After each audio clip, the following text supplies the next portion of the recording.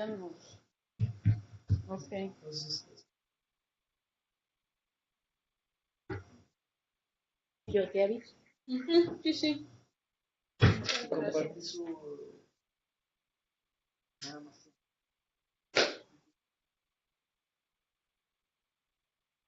Ok. Muchas gracias. El que mueves allá, ¿no? Yo nada Sí, más le pongo. sí, el mío también. Ay, perfecto. Ya oímos Un alguna poco cosa. lento. Sí. Ya le dije a Ale. Ajá.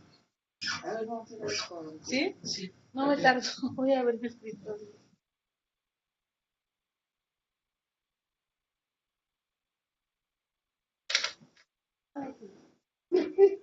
¿Ya quedó? Ya. Sí. Es que si estoy aquí, estoy allá. Mejor vos. Sí, no. Es que la otra. Además.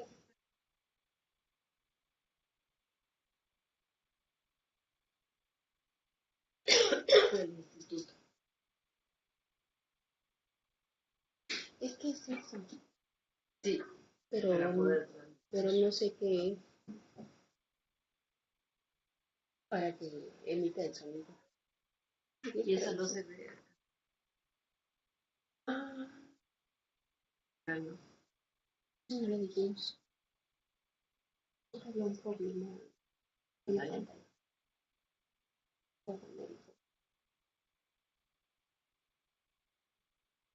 Vale. Ay.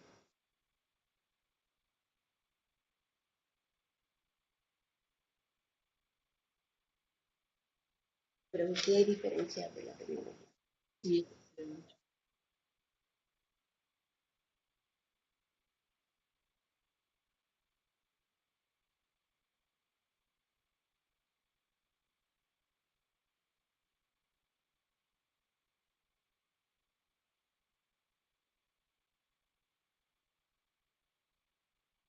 No. Me nunca igual. Sí, ¿verdad? Sí. Pero no, y alguien más me dijo, no, es diferente. Aunque yo no conozco la tesis, pero no es diferente.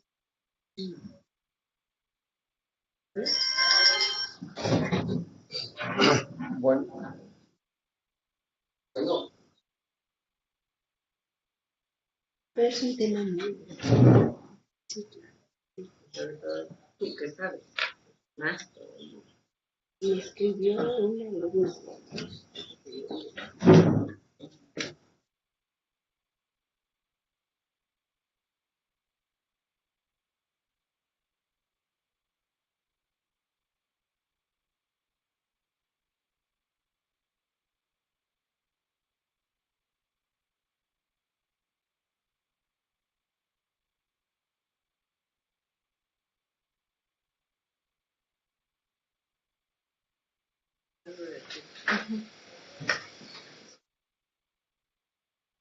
Sí, es verdad.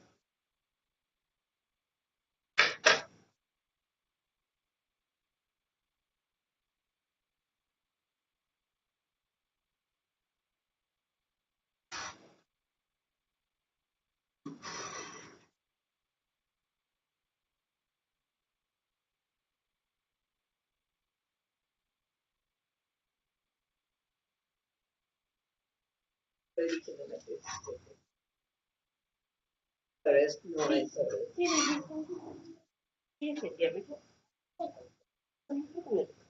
¿cómo quieres? No sé, me canso. Va a llegar muy lejos porque no sé todo. No hace nada. No trabaja.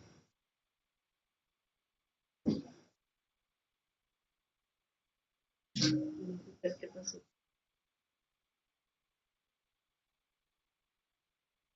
Me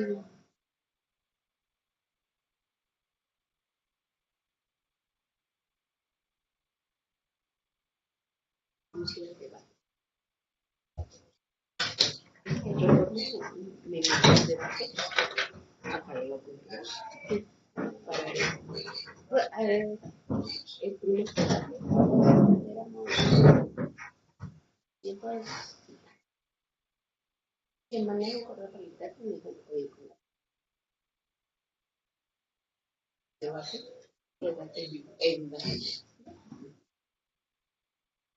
Y esta es una encuesta. Y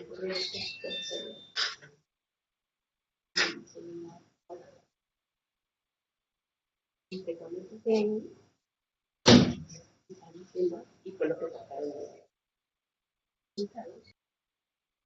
El segundo me dice, y lo vamos a hacer.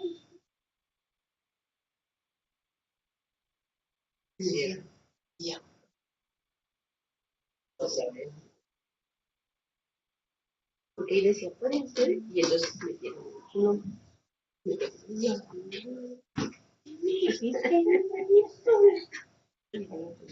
Y le escribo, ¿no? Le escribo al doctor.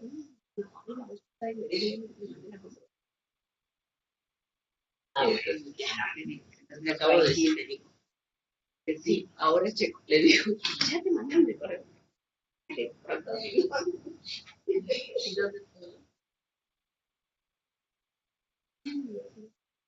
Ah, entonces tú ves.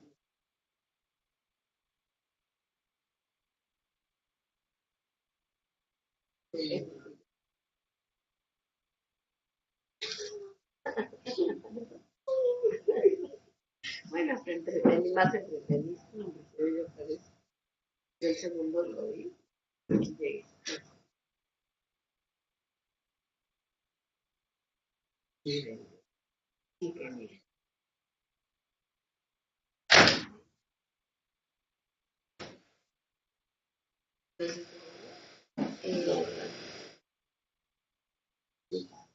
Entonces, es martes de la noche.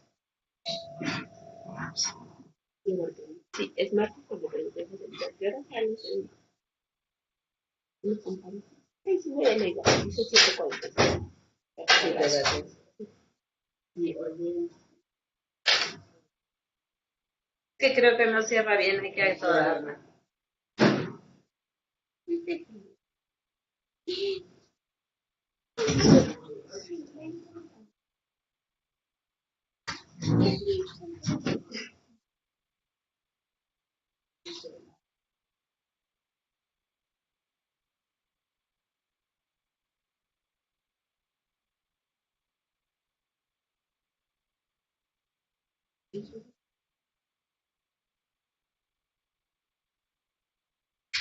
Sí, porque salí bien.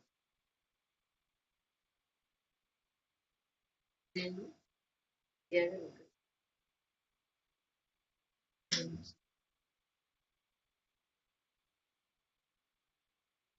Hola, hola. Hola. Lo que aquí no llega. ¿Todavía no sirve?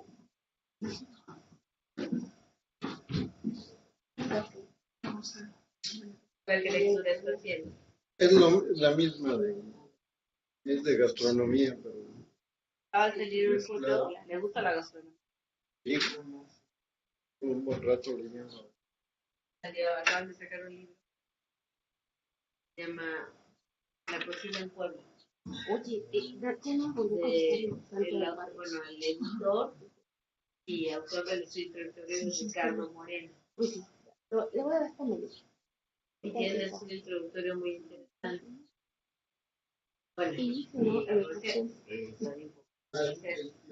tiene con la que estoy secretario a 2 casas del siglo XIX está la escuela tanto de 17 y él lo arrestó, pero le agregó material. Y me dijo, mira, Voy a y la buscar. editorial es Educación y con mi computadora. Puebla. La UAP y Ahora, el año pasado fuimos a la Feria Universitaria, Feria Internacional del Libro. Vino un instituto de Puebla, se me hace.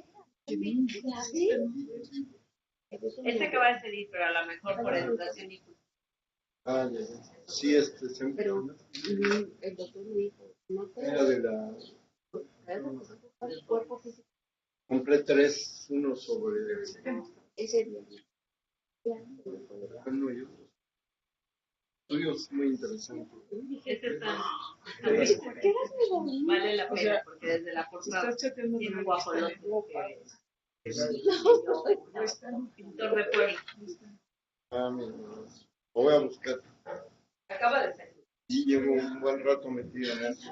¿Todo bien? De la cocina. Sí, a nivel. La verdad es que a ver si me cayó todo. Ale, pon tus cosas para acá porque esta no se vio. No es fácil leer qué cosa. Ay, Perdón, entonces, doctora. para que, Ahorita le digo para que a vengan. Silverio, ¿eh? Pues, el Yo, pues, ¿cómo se ve? Sí. el currículum de. Y yo, hasta se lo traigo, es que yo la computadora no sé. Si no, quiere que le abra mi archivo. Vas a responder amarillo. No, de verdad. ¿Sí lo tiene? ¿Puedes leerlo No, yo desde no la lo tengo. computadora? ¿Lo mandé? ¿Lo bajaste en tu compu? En la de arriba. Pero aquí está vinculado el correo, entonces no hay problema. Y ahora sí me cayó todo.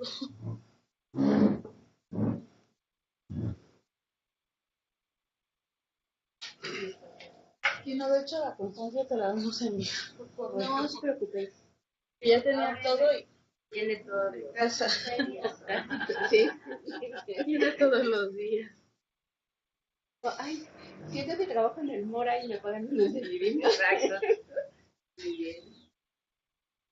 Y ya estaba así todo para imprimir y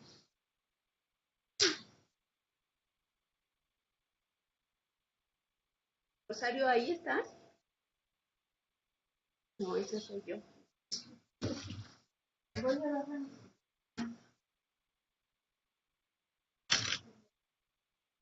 Bueno, al intento. ¿Por tu computadora? sí, la de escritorio. Sí. Vamos a esperar 5 minutos.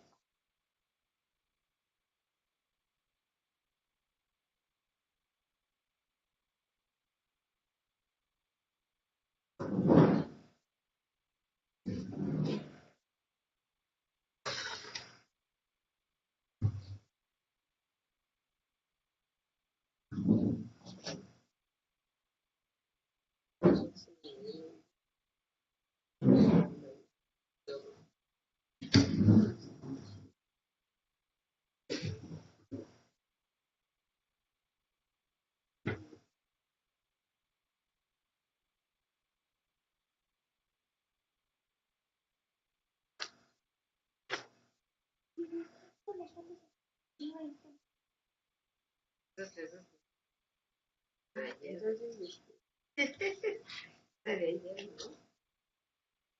Porque te acuerdas,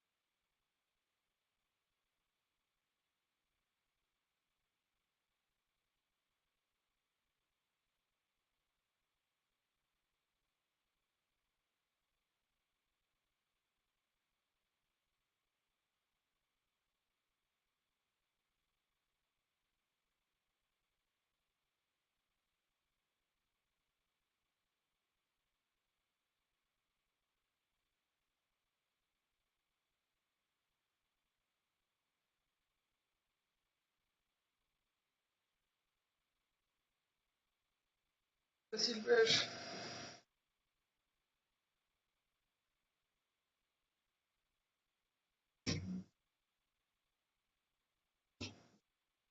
¿Se desconectó otra vez? No.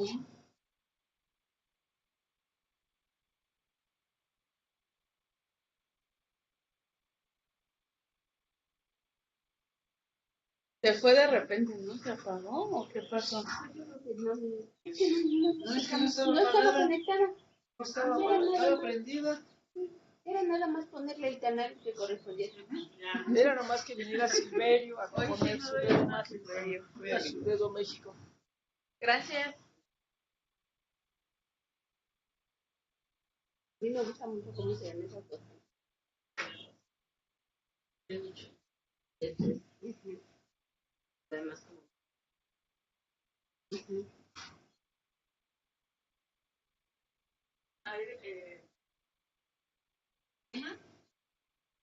Pues puede poner. Estamos en contingencia ambiental por ozono. No me digas. Bueno, me acaba de llegar el aviso. Y nadie hemos verificado, ¿no? Y tú sabes cómo van a estar los. Ya el que yo iba ya no existe. Los que yo tenía cerca, ¿cabo? Yo voy a la agencia. Sí, en Nissan, aunque no haga servicio mañana. Ay, qué buena.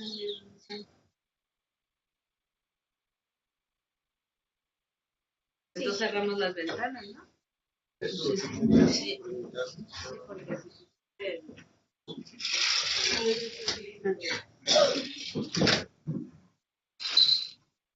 ellos no. Te encargo la sí, firma. sí. No, ya está, ya canta bien. Ya que Porque antes era, barítono era piropo.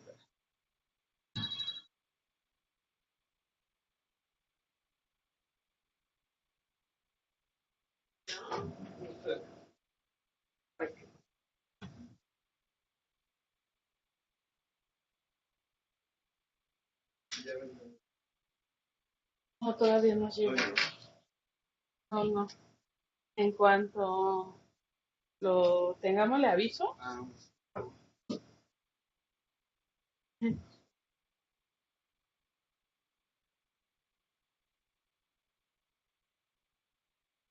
a ver si te gusta como hice la subtitulación. No, hasta el momento, hoy sería, también me lo eché en de un momento no tenemos como, era de ponerla. Cuando me dijo Sears, le dije, ¿cómo le no sé, ponerla? ciudades sostenibles, Él meditaba, antropología forense, fue de lo oculto. ahorita está uno Y de, después cuando lo empecé a ver, dije, creo que está con error, sí. y hay como una oferta amplia en educación continua, Sí, ahí aquella vez era de estarle. de programa y ya los investigadores son los que proponen como si hay parte B o hay como una continuación. Y sí, así que los mantendremos informados de todos Sí, modos. por favor. Bueno, pues vamos a empezar. ¿Quién es el? Ah. Esta tarde tenemos el agrado de presentar a Aurea Maya Alcántara, quien es historiadora del arte y musicóloga. Es candidata a doctora en Historia del Arte por la UNAM y desde 1991 es investigadora en el Centro Nacional de Investigación Musical Carlos Chávez, de Mirim IMBA. Es autora de libros y ensayos sobre ópera y zarzuela en México durante el siglo XIX y especialista en la catalogación de archivos musicales. Participó en la restitución de la ópera y de Gonda de Melesio Morales en 1994 y en el rescate de la obra musical de Zenobio Paniagua en 2001. En 2011 realizó el inventario del fondo reservado de la Biblioteca del Conservatorio Nacional de Música. Es autora del capítulo La ópera del siglo XIX en México, Resonancias silenciosas de un proyecto cultural de nación, 1824-1867, publicado en los papeles para Euterpe, la música en la Ciudad de México desde la historia cultural siglo XIX, que publicó el Instituto Mora en 2014. Actualmente colabora en el rescate y puesta en escena de la ópera Catalina de Guisa de Zenobio Paniagua, proyecto interdisciplinario entre la UNAM y el CENIC. Es un gusto estar en el Instituto Mora y esta tarde nos hablará sobre un proyecto cultural de nación a través de la ópera durante el siglo XIX. Pues te damos la palabra. Muchas gracias. Pues bueno, la idea, yo no sé si tengan ustedes el libro de los papeles para Euterpe, finalmente si lo habrán comprado, el curso. No, todavía. Ah, bueno. ¿Todavía no llega? No han llegado. Bueno, no importa. Pero les aviso en manejo. Pero digamos, ahí yo, debido a las 2 horas que tenemos, iré yendo pues en los momentos importantes de lo que sucedió en torno a la ópera en México, cómo fue asumida, y ahí en el capítulo del libro podrán profundizar más en algunos aspectos. Voy a dividir en 5 grandes secciones la exposición. Iniciaremos a partir de 1810 porque hay aspectos importantes en 10 que suceden en torno a la ópera, que es con lo que comentaré. Entonces, los inicios de la transformación es todavía el fin del periodo novohispano, el inicio de esta gesta del México independiente, y en ese sentido vamos a tener en este momento 2 vertientes en torno a la ópera en este periodo.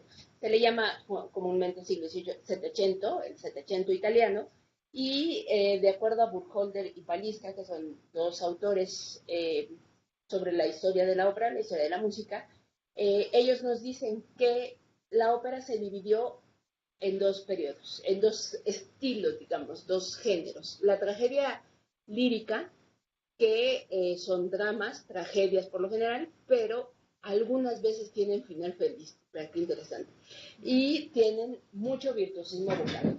Cherubini y Spontini son los representantes principales, sobre todo en Francia, con la influencia del Rey Sol, Lully, la cámara de lo que es Versalles, el Palacio de Versalles. Es ahí donde se van a desarrollar los primeros óperas en este tipo de género.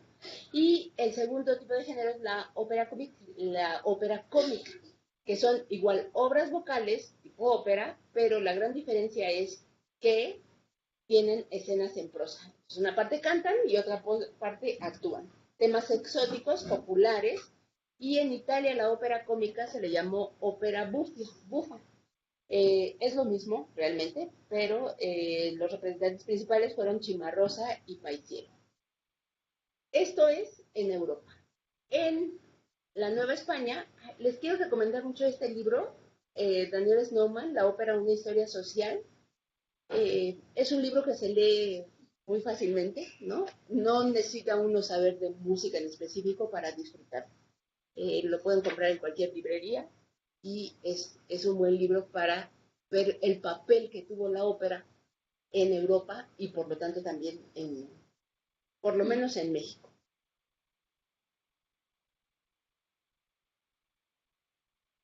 ¿Qué sucede en los inicios de la ópera en la Nueva España, a principios del siglo XIX? Pues 3 dramas se van a representar en el Coliseo Nuevo. El nombre del teatro en la Ciudad de México va a ser el Coliseo, así le van a llamar.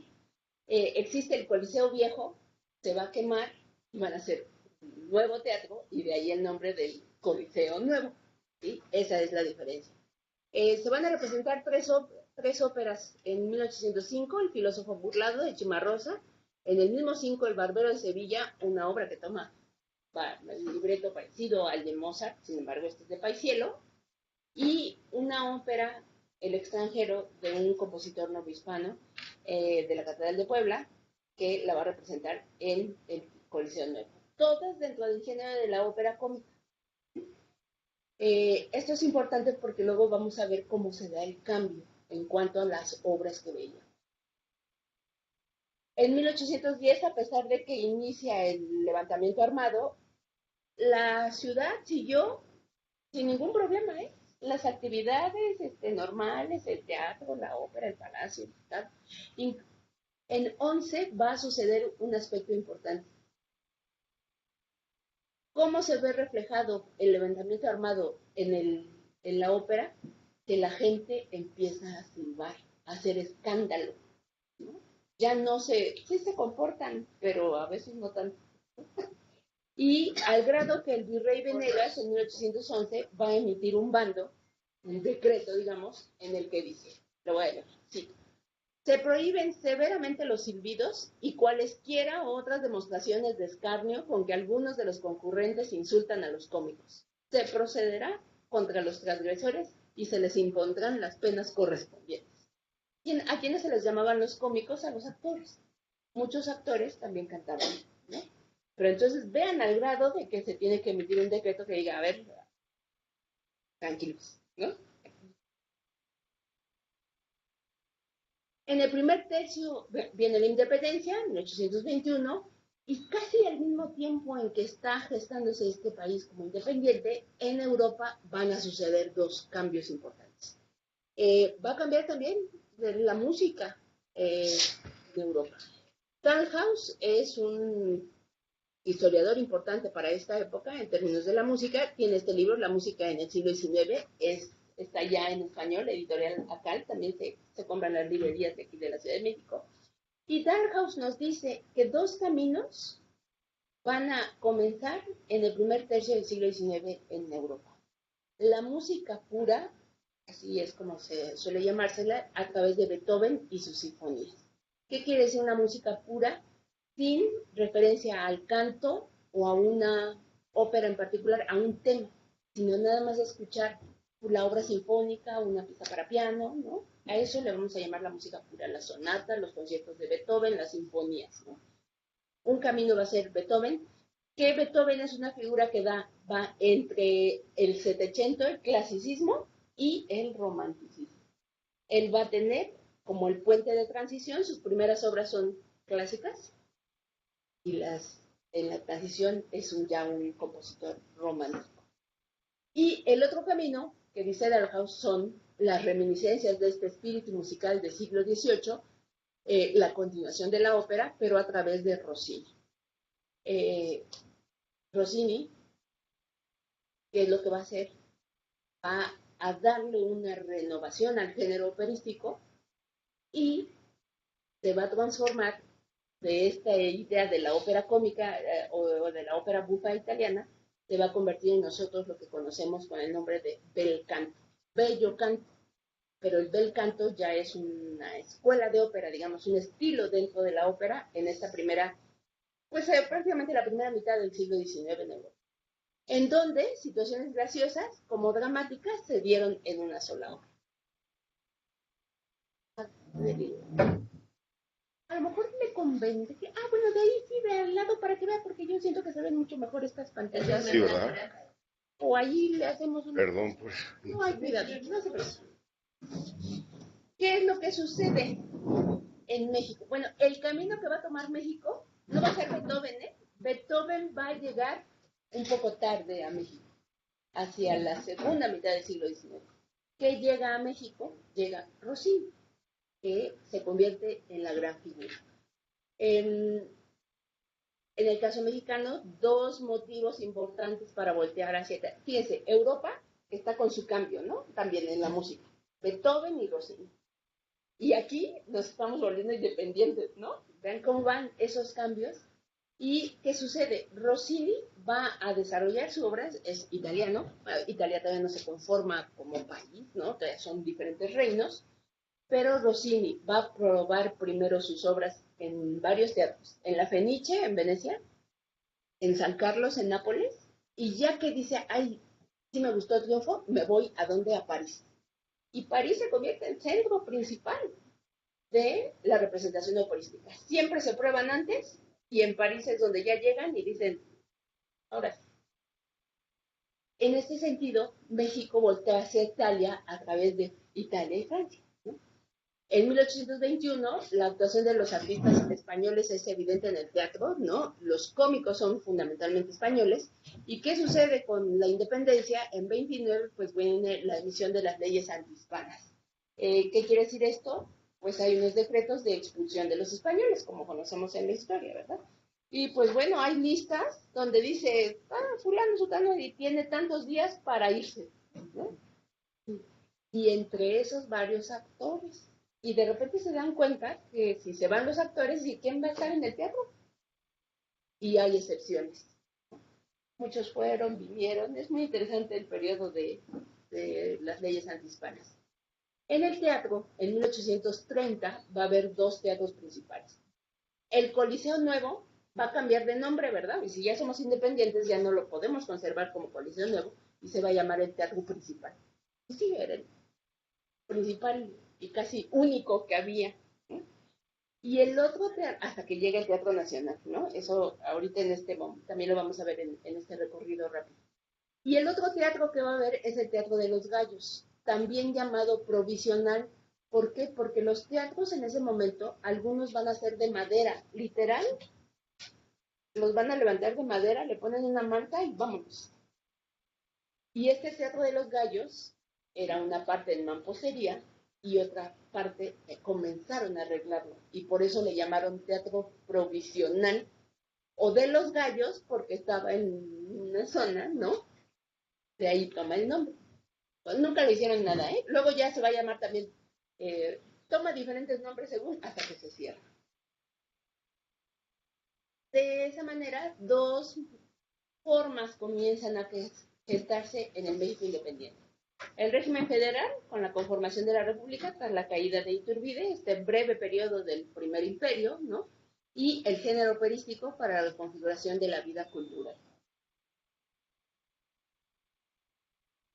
Aquí debo de hacer un alto y mencionar que ese es uno de los ejes que siguen el capítulo del libro En papeles para intérpretes, es esta idea que tomo precisamente de aquí de la doctora Verónica Zárate, ¿no? Que tiene un texto muy interesante sobre Melesio Morales, uno de los compositores que hoy veremos también, una de las figuras de la composición operística en México, que lo va a comparar con Carlos Gómez, un compositor brasileño que también como Melesio va a estudiar en Europa y luego van a venir y en el texto de la doctora Zárate, ¿qué es lo que intenta demostrarnos? Que hay un proceso de civilización y es el fundamento de Norbert Elias, también ese libro se los recomiendo. Esa no tan fácil, debo de decirlo, pero bueno. Norbert Elias, ¿qué nos dice? El proceso de civilización en Occidente va a impactar en las estructuras políticas y sociales, pero también nos influye en el comportamiento de nosotros, los que vivimos en esa sociedad.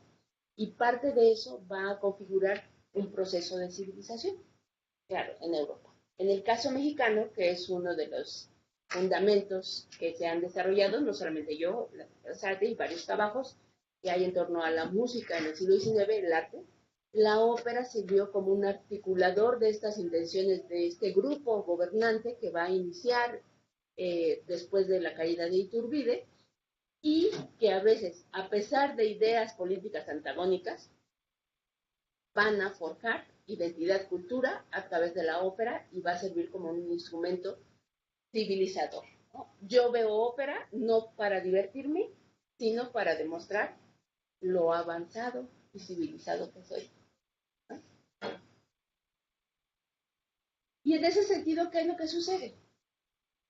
Pues en México vamos a tener que comienzan ciertas compañías españolas y en este caso van a ser compañías españolas. Algunas las expulsan y otras dicen, no, espérense, sino ¿qué vamos a hacer? Y son dos, las de Andrés Castillo, de 1825, es un español, y la del coronel Luis Castrejón. Luis Castrejón va a darse cuenta que tiene que traer una gran figura porque los cantantes, los actores españoles no son tan buenos cantando óperas. Y va a contratar a un tenor español, Manuel García, un célebre tenor al que Rossini, tomando en cuenta su voz, compuso varias de sus óperas, incluido El Barbero de Sevilla, Tancredo, ¿no? Imagínense la fama que tenía Manuel García en Europa. Manuel García va a tener dos hijas, María Malibran y Pauline Viardot, todas con el apellido del esposo, con quien se van a casar, y también son dos de las grandes sopranos de esa época, primadonnas, ¿no? Manuel García va a establecer su compañía de ópera y es el que lleva la ópera a Estados Unidos, a Nueva York. No le va muy bien económicamente hablando. Y entonces, ¿a dónde viene? Viene a México. ¿Sabes, no? México. Más o menos. Les recomiendo que busquen, está en YouTube, se llama El Poeta Calculista, es una de sus áreas. Ahorita hay una recuperación de la obra de Manuel García, que por cierto, va a cantar esta ópera, a lo mejor el próximo año, Javier Camarena, uno de nuestros tenores ahorita muy renombrados, porque Cecilia Bartoli, esta cantante también que se ocupa mucho, no solamente es cantante, sino musicóloga y se ocupa de recuperar obras poco escuchadas actualmente. Habló con Javier Camarena, salió en el periódico, y le dijo, oye, Manuel García estuvo en tu país e hizo varias óperas allí, ¿por qué no cantas? Te quedaría muy bien. Y van a montar esa ópera, qué bonito. Está esta, no la vamos a poner para que yo quiero llegar a Zenobio Paniagua, las figuras mexicanas, ¿no? Pero bueno, eso lo pueden escuchar. Puedo pasar el link, ya Ale me mandó sus correos, les puedo pasar el link para que lo escuchen. Pero a Manuel García no le va bien en México. ¿Por qué? Porque en México se cantaban las óperas en español, con la música de las óperas pero en español. Y entonces Manuel García dice, de ninguna manera, las voy a cantar en italiano. Y la gente se enoja. Y entonces dice, sí, pues no canto. Y, pues si eres español, pues te expulso. Y entonces hay un conflicto político un poco fuerte y resulta que finalmente la gran escuela que deja Manuel García es que la ópera se cante en italiano, que no se traduzca, ¿no? Sí logra poner es muy interesante. También hay un libro sobre Manuel García, ese es difícil conseguirse aquí en México, pero está en Amazon. Radomski es el título, les mando también la referencia, ¿no? A partir de las compañías de García y de Castrejón y de Andrés Castillo, es que la ópera va a llegar, la ópera de Rossini llega a México y va a coincidir con la llegada de Anastasio Bustamante a la vicepresidencia, ¿no? Pide permiso, él toma el poder, pide el presidente permiso de Guerrero, y él queda a cargo, Anastasio Bustamante, del gobierno en un periodo en el que en 1830 le va a pedir a Lucas Alamán, su ministro de Relaciones, que, en realidad fue al revés. Lucas Alamán convence a Bustamante de mandar traer una compañía de ópera financiada por el gobierno mexicano. Y en los libros de historia de la música se conoce con el nombre de la compañía de Filippo Galli. Pero a partir de la investigación en mi tesis doctoral, uno de los factores, vean, esa es la fachada del teatro principal, que la sesión pasada nos la mostró Olivia, ¿no? ¿Qué sucede? Encuentro documentación en donde nos damos cuenta que en realidad no vino Filippo Galli con su propia compañía y que ganó el dinero, que fue el empresario, sino fue Lucas Alamán de la mano de Anastasio Bustamante y que va a ser una compañía financiada por el gobierno mexicano. ¿Qué sucede cuando Anastasio Bustamante deja el poder? La compañía sigue y sigue con todos los que le siguen, los presidentes y sustitutos, interinos, electos, que llegaron hasta 38, desde 30 hasta 38.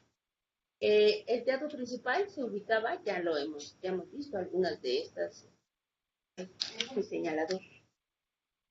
Pero creo que no se ve.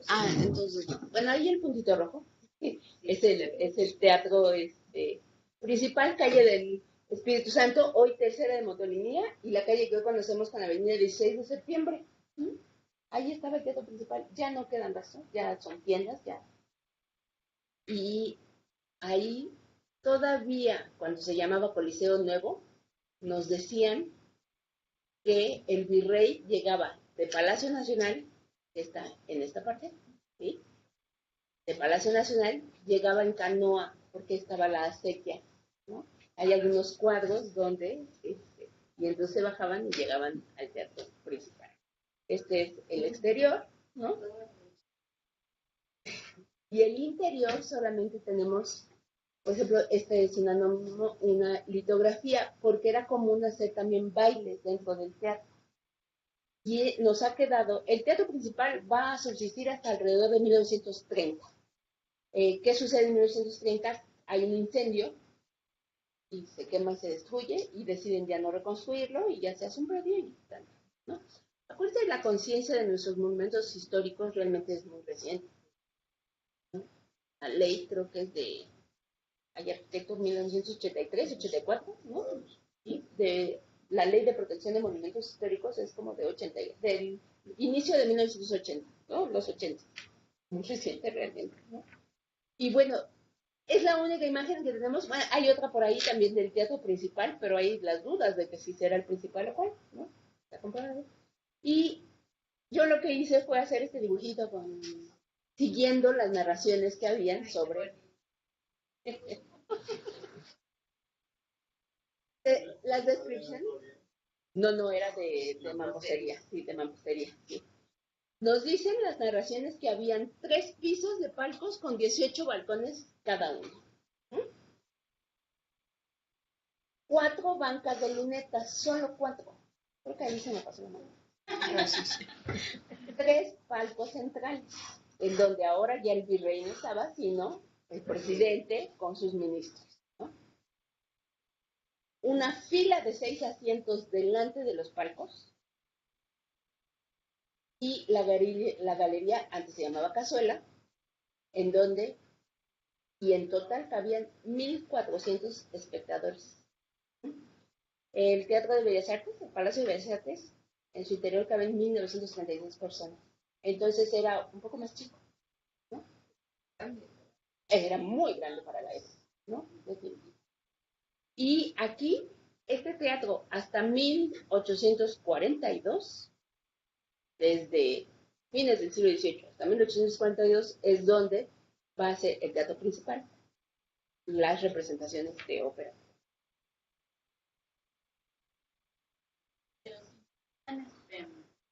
Esas sillas Eran movibles, sí, se movían, sí.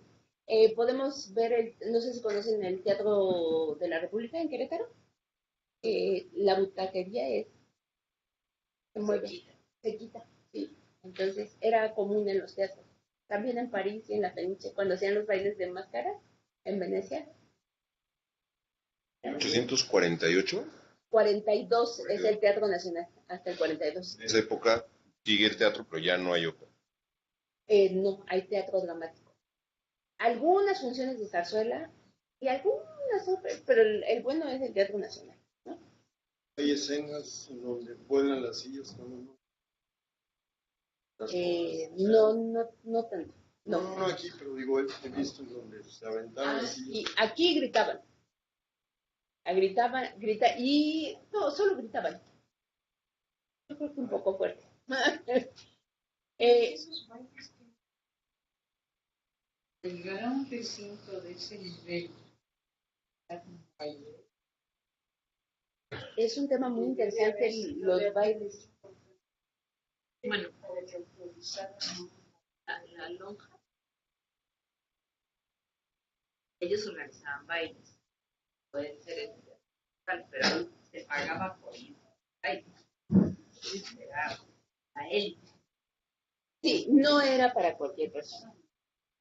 Bailes oficiales, recepción. el ayuntamiento pagaba también algunas celebraciones con bailes, se hacían bailes en las fiestas. Y hay que recordar que siempre cuando al inicio de la cuaresma se permitían unos días donde eran el carnaval y el baile de máscaras, ¿no? Que generalmente es en febrero. Eran como una semana se permitía.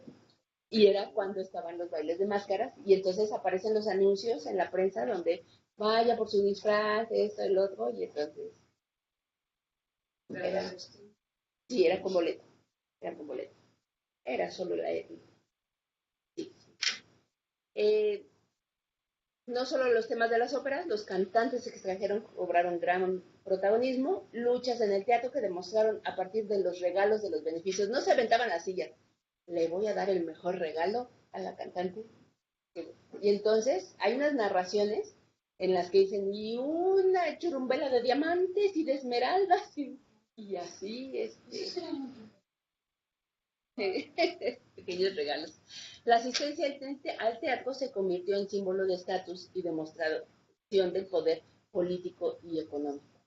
Fíjense cómo Franz Mayer es un inglés que viene a México y que hace sus descripciones, nos dice en 1844, el remate del día para una dama elegante de México es siempre el teatro. la noche debe acabar con vestido de gala en la ópera o en el teatro. Todo esto es para ella cosa tan normal y natural como las comidas. Había ópera martes y viernes, a veces sábados y domingos, y el resto de los días había teatro. Así que, y a veces había funciones dobles, una ópera a las 4 y otro título a las 8 de la noche. Pensemos que pues eran los espectáculos que había. Esto de Franz Mayer lo pueden leer en el libro de Salvador Novo, 5 siglos de crónica en la Ciudad de México, o algo así. Se los mando también en una biblioteca, ¿no? En la compañía del teatro principal, es en la que estamos, he recuperado, perdón por lo pixelado de mi imagen. En esta hay 2 etapas. He dividido la compañía, que es el tema de mi primer capítulo de tesis. He dividido la actuación de la compañía en 2 partes, en 2 etapas. A partir de que Lucas Alamán promueve toda esta iniciativa, mandan a un italiano que es esposo de una cantante que se va a Italia a contratar a los cantantes, ¿no? Traen 9 cantantes, 9 pianos, partituras, vestuario, ¿no? Una empresa, hagan de cuenta un Bellas Artes en chiquito, un IMBA en chiquito, en 1830. Llegan y vean nada más la cantidad de óperas que se van a representar. Mahometo II de Rossini, ¿no? Es estreno en México. Las que tienen asterisco es estreno en México en ese momento. Luego viene el género, todo es ópera seria, dividido en ópera seria, semiseria y bufa. Y si se fijan dentro de la ópera seria, viene drama, drama per música, ópera, melodrama, melodrama heroico, melodrama trágico, altamedios, ¿no? Ese es el gran problema de la ópera en el siglo XIX. Cada compositor va a escribir el género de su ópera, todas son óperas, pero según lo que él considera que es lo más importante. ¿Qué es lo importante de su historia? Pues que sea un melodrama heroico, o simplemente una ópera, según. Así van a ir haciéndolo. En la ópera bufa, vean en la parte inferior, dice farsa, comedia u ópera, aunque sabemos que el Conde Ori tiene un personaje, en varias situaciones cómicas, ¿no? Entonces por eso es considerada como ópera bufa. Vean los estrenos en Europa, veamos nada más Mahometo de Rossini, 1820, ahí está equivocado, 1830 es el estreno en Madrid y 32 en México. Muchas veces estamos a la par, muy pocos años de diferencia. No se puede afirmar categóricamente que vivíamos atrasados. Vayamos a la ópera semiseria. Estreno en México. Es la primera vez que se representaron en México porque hubo 2 compañías antes, la de Manuel García y la de Andrés Castillo. Y ellos también presentan Rossini, algunas óperas de Rossini. Otras no le he puesto asterisco porque todavía ya no confío en los libros. ¿Será o no será? Tengo que revisarlo, ¿no? Las compañías previas. Escuchada por primera vez en México, hasta que llegó la compañía de teatro principal, ¿no? Y les traje un recuento porque la sesión pasada dicen, pues, ¿cuánto ganaban y todo eso, ¿no? Entonces vamos a hacer fíjese, un primer actor ganaba a la semana 90 pesos. Una primera actriz, 79 pesos. Un bailarín muy importante, Andrés Potré, pues 56 pesos. Un actor de reparto, 6 pesos. ¡Ay, mira qué diferencia! Una comparsa, o sea, un extra, relleno ahí para que no se vea vacío el escenario, 2 a 3 pesos a la semana. ¿Sí? Un figurante, exacto. Sí. Ahora, del servicio de decoración y telar, Esto lo sabemos por la nómina que se han conservado. Se conservaron varios expedientes del teatro principal en donde decimos, sí lo pagaba el gobierno, ¿no? O sea, allí está la comprobación. El que veía el guardarropa ganaba 8 pesos. Qué importante, ¿no? Llegar con tus abrigos hasta la fecha, ¿no? En algunos lugares te dejas del abrigo. El portero, 7 pesos. Los que estaban tras bastidores, en bambalinas, 5 pesos. El acomodador, 1 peso. Hasta la fecha hay acomodadores en el teatro, ¿no? La orquesta, 26 integrantes y entre todos ganaban 416 pesos. El director, 54 pesos. Vean, el primer actor, 90 pesos, ¿eh? El violín principal, 22 pesos. Un primer violín, 10 pesos. Y el segundo violín, 6, 7 pesos. Sí, hasta la fecha hay diferencias, ¿eh? Entre los... sí. Así también, primeros actores. No, ya menos. Bueno, pero pensemos en los actores de Hollywood. El coro, 20 cantantes por 6 pesos. Cada quien ganaba 6 pesos. La nómina semanal del teatro principal por 131 personas eran 1.915 pesos. Era muchísimo dinero. Vamos así.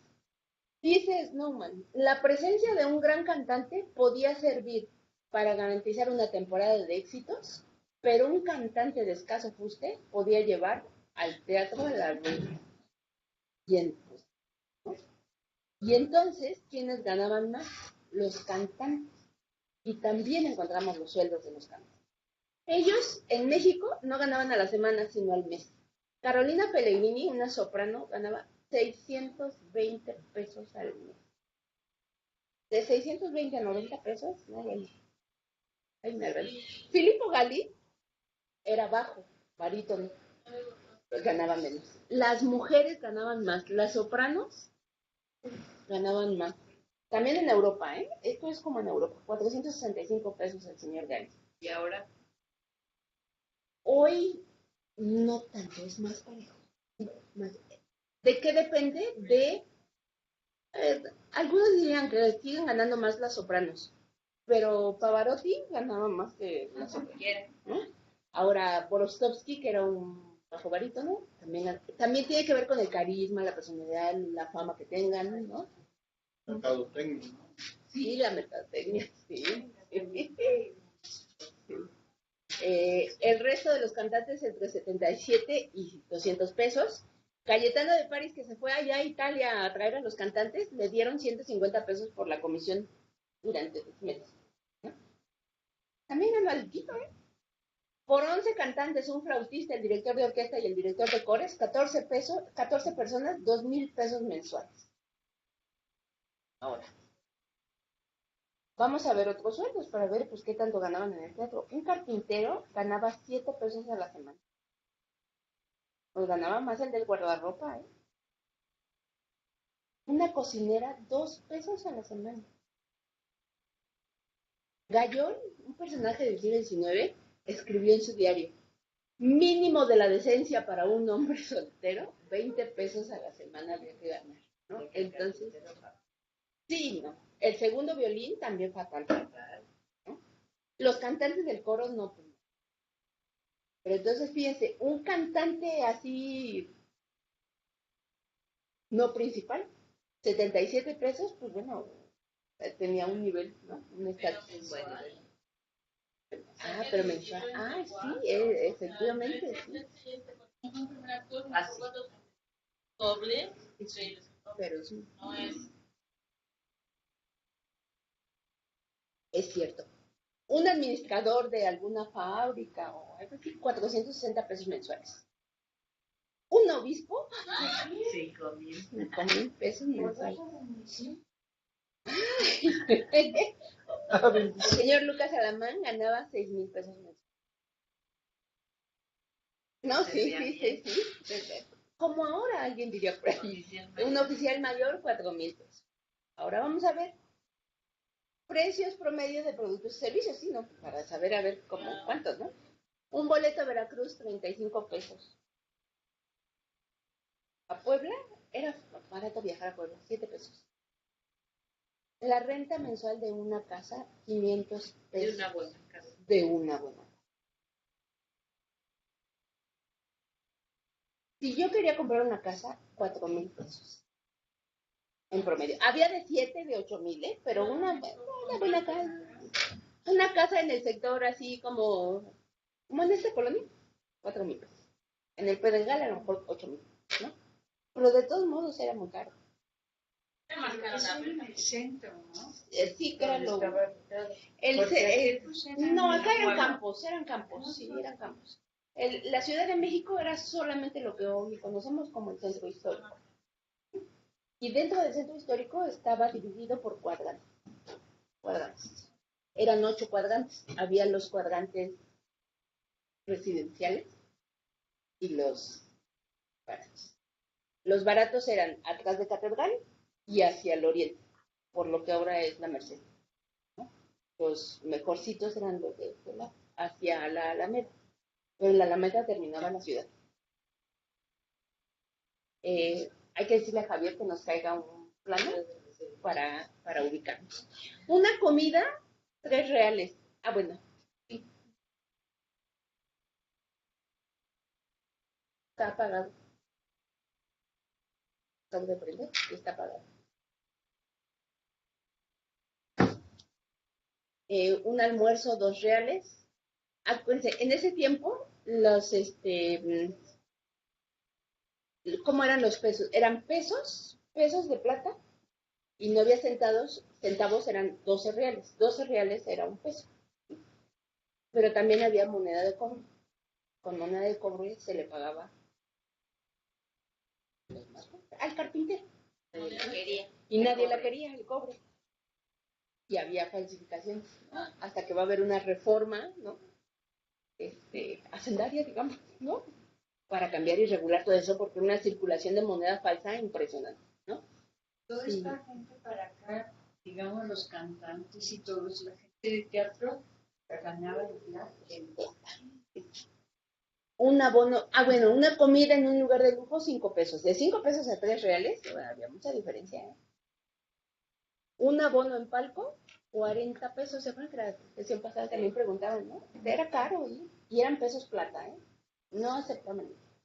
Luneta, o sea, primer piso, 10 pesos. Cazuela allá arriba en la azotea, 3 pesos. No, pues. A ver, ¿un carpintero va a pagar la mitad de su sueldo para ir a ver una función de ópera? No. El teatro estaba reservado a él. Una partitura entre 1 y 5 reales. En el... de regreso. Es que es lenta. Yo cambio aquí y allá.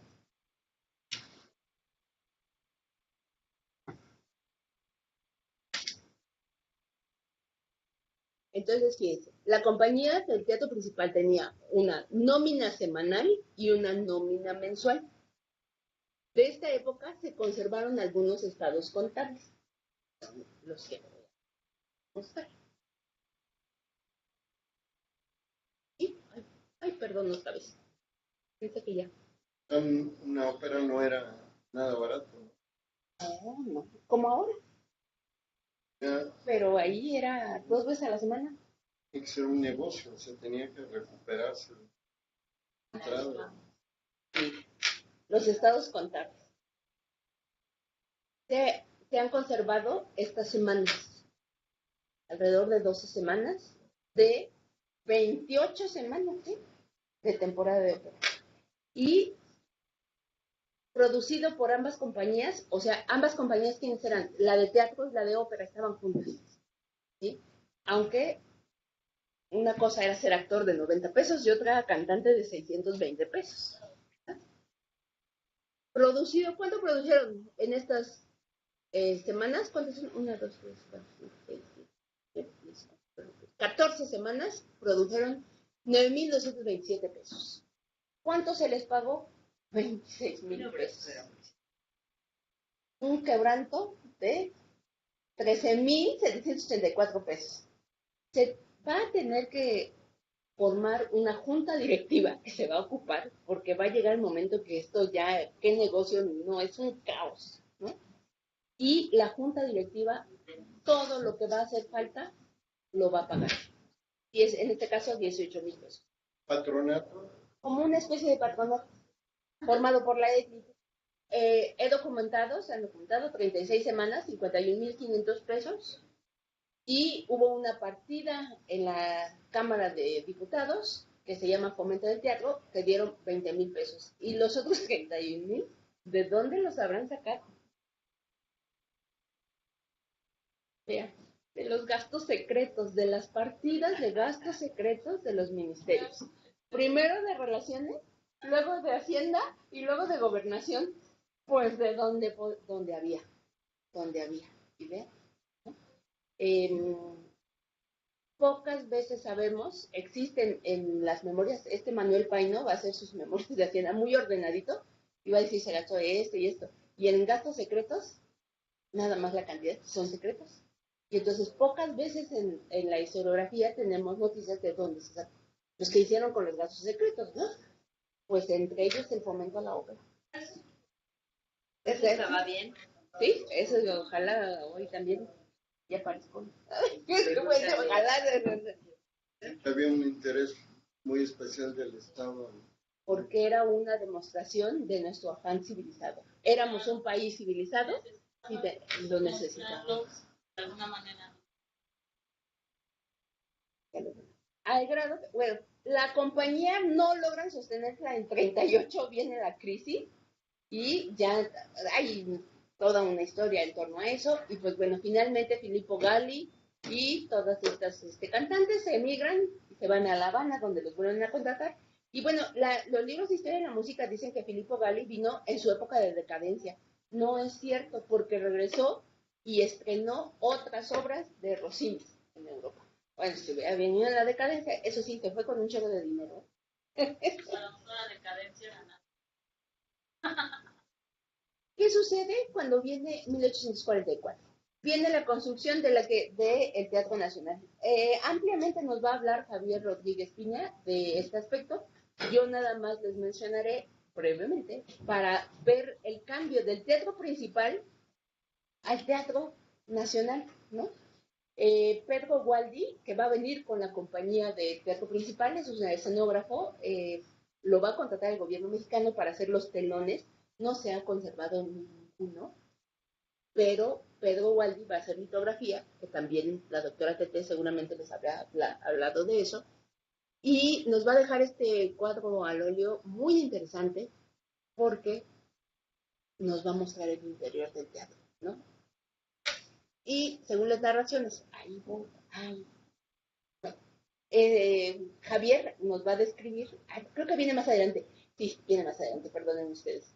¿Quién hizo este teatro? Lorenzo de la Hidalga, un arquitecto español que va a contratar Santana para que lo haga. Este es un retrato de Pelín Clavé, el director de pintura de la Academia de San Carlos en este momento, y Lorenzo de la Hidalga se va a casar con una mujer distinguida de la alta aristocracia, de la élite mexicana, Ana García y Casbalceta. Va a ser su esposa, que también ahí está. Vean la elegancia. Esas son las señoritas y señoras decimonónicas que iban al teatro. Bueno, vayamos al teatro de nuevo y vamos a ver las descripciones que nos dicen. El teatro estaba formado, algunas descripciones dicen que tenía 8 plateas, otros 10, con 8 asientos, 80 espectadores cabían. Casi todos ya tenían sus, digamos, es como por ejemplo, la señora llegó y le dije, póngase de lado porque se ve mejor esta pantalla, y dice, no, es que aquí está ocupado y aquí está ocupado, como que uno dice, pues aquí ya me senté y aquí ya me senté siempre, ¿no? En el teatro se apartaban los abonos y ya uno sabía que el palco 5 pues era de la familia de la Hidalgo. Y ya se respetaba, ¿no? 25 palcos primeros con 8 asientos, 200 espectadores. ¿Y algunos? Palcos segundos. Es que yo le doy clic aquí y tarda 3 segundos en...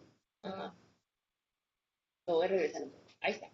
25 palcos segundos, también con 8 asientos. Y 25 palcos terceros con 8 asientos.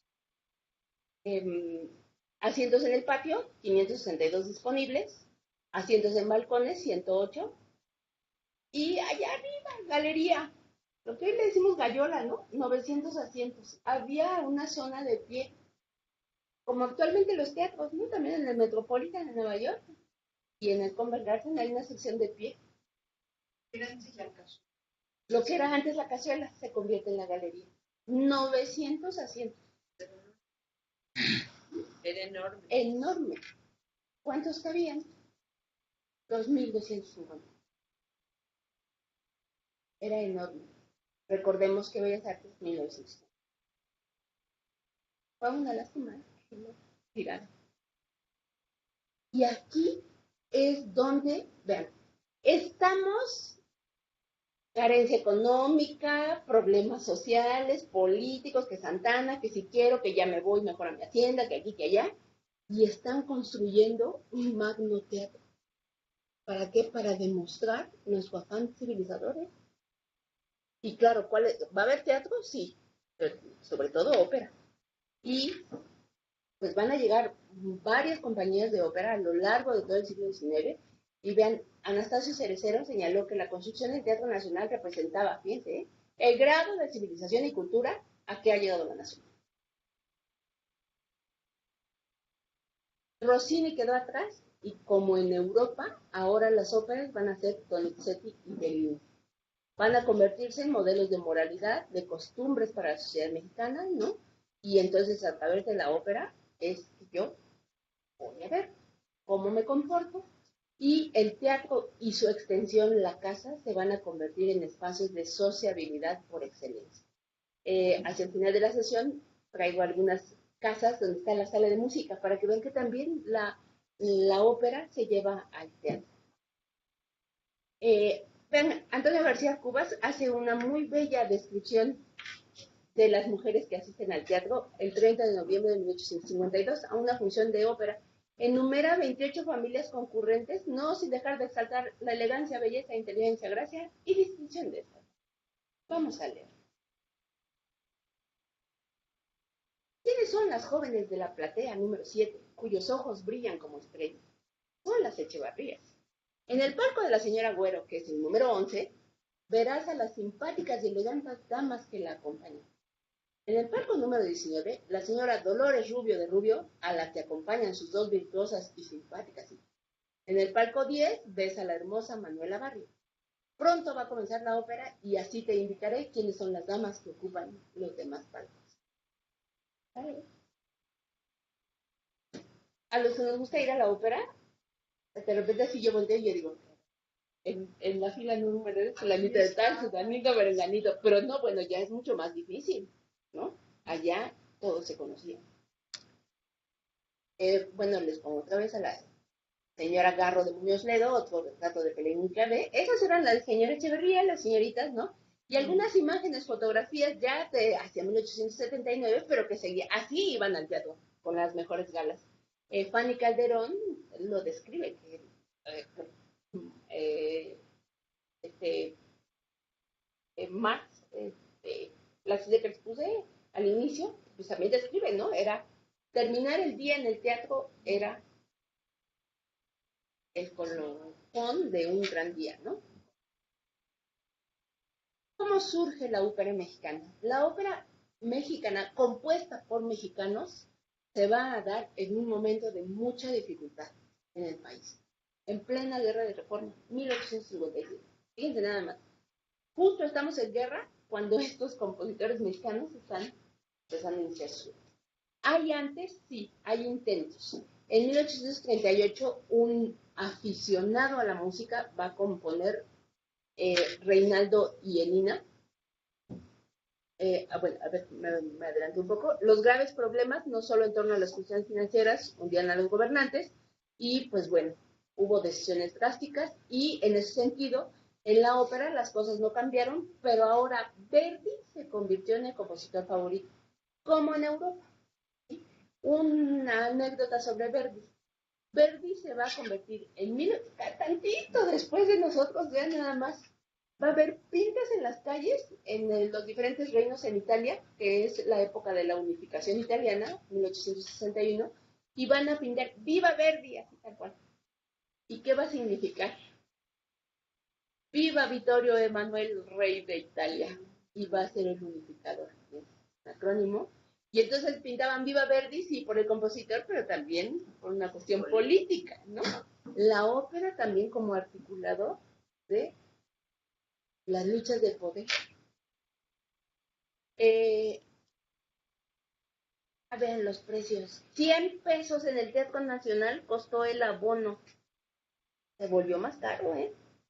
Si se fijan, 100 pesos el precio del abono. Y entonces en este Teatro Nacional, ¿qué se esperaba? Si de 12 funciones que duraba el abono de un mes, una entrada esperada de 1955 pesos. Si hacemos un aproximado también de los gastos que habían, se han conservado algunos de estos estados contables también de hacia la década de los 50 y ganaban 800. ¿Cuánto costaba, cuánto ganaba una soprano? 680 pesos. Con el paso de los años ganaron más, 800 pesos, ¿no? El coro seguía ganando 4 pesos. La orquesta también entre todos 100 pesos, ¿no? En realidad no cambió mucho. Y entonces, bueno, fíjense, por un abono de 12 funciones se esperaban 1.955 pesos. 672 pesos de gastos aproximados, se esperaba una utilidad de 1.200 pesos al mes. Por 12 meses que casi tenía la obra, nada más se suspendía en Cuaresma, entre miércoles de ceniza y domingo de resurrección. La semana de Pascua, otra vez ya había espectáculos. Era lo ideal, pero no siempre, había muchas dispensas. Pues porque hagan dejar de ganar esa cantidad de dinero, pues era mucho, ¿no?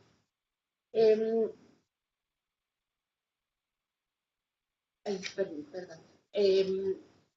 Si eran en un mes, 12 meses, duraban, eran cantidades increíbles. Sin embargo, se ganaba mucho, pero también se gastaba mucho.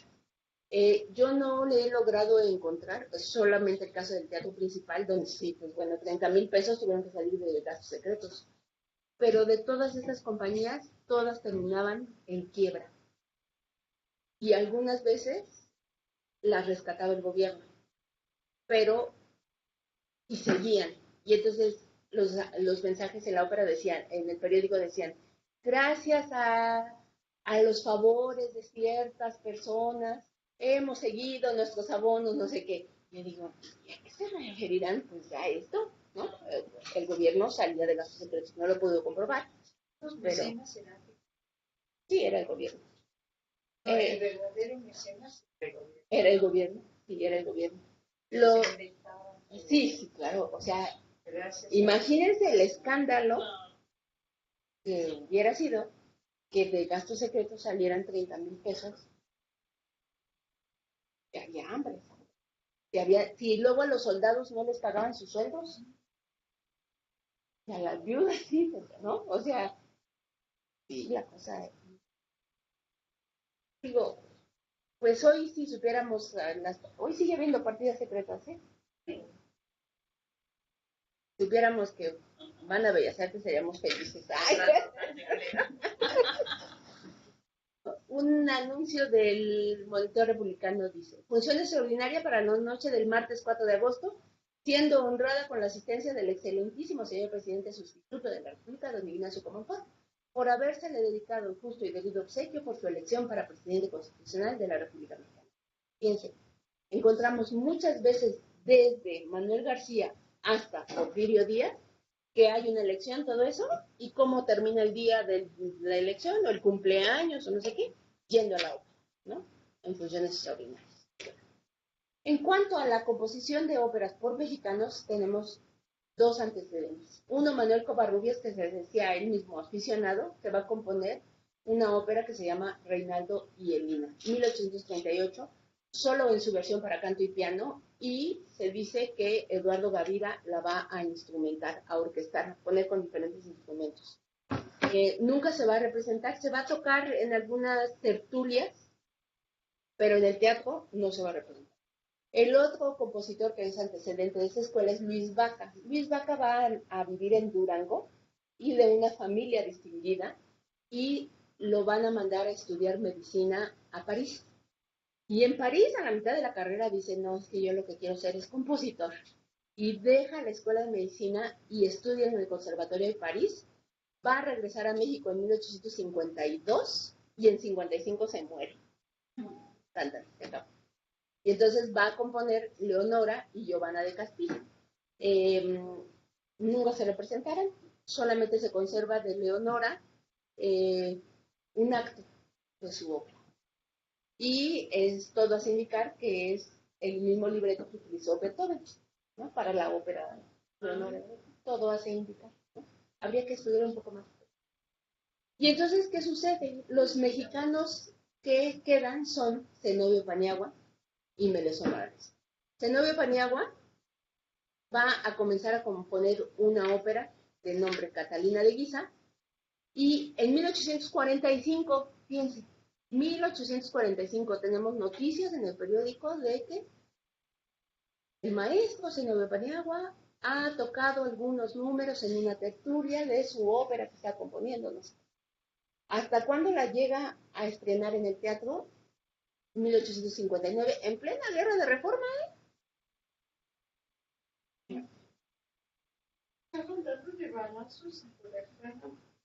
Voy a hacer un símil un poco duro, difícil, fuerte. Pues es lo que está sucediendo en estos tiempos actuales. En la Tamaulipas, ¿no? O sea, la situación está muy difícil, pero nosotros seguimos viniendo a los cursos, yendo al teatro, yendo a ópera. No, pero menos, porque no hay. No, bueno, pero ahí, ¿no? A veces tenemos una imagen de un siglo XIX en el que había guerra y todo se paraba. Solamente se paraba cuando había epidemias de cólera, porque sabían que si no se recluían en sus casas, podían contagiarse, ¿no? Era cuando sí, todo se paraba, incluido el teatro, ¿no? Porque no tienen la conciencia de pues, lo que eran los contagios de ahora. Pensemos, por ejemplo, en estas epidemias de ébola en África. Pues sí. La de influenza. De influenza, ¿no? Aquí en México.